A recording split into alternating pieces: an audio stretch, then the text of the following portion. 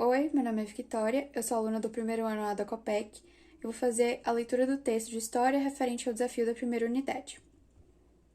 Tempo e História, Guerra e Paz, uma análise da história antiga oriental.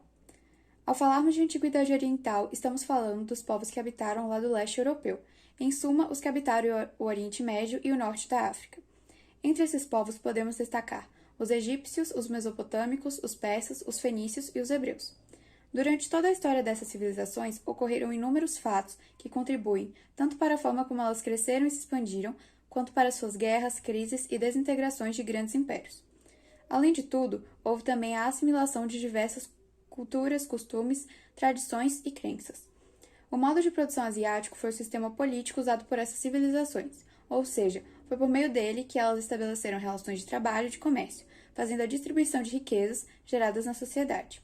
Assim, conseguiram prosperar, aprimorar e fortalecer suas técnicas e relações sociais.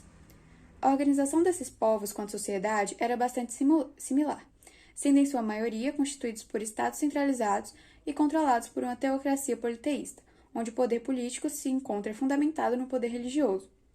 Como exemplo, temos os faraós no Egito. No entanto, havia exceções, como é o caso dos fenícios, por exemplo, os quais se organizavam em cidades-estados com autonomia política. Além disso, se dedicavam muito mais ao comércio pelo mar Mediterrâneo do que à produção agrícola.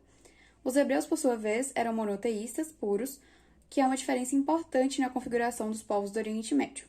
Ainda sobre o modo de produção asiático, o Estado assumia total controle sobre a economia da região que controlava.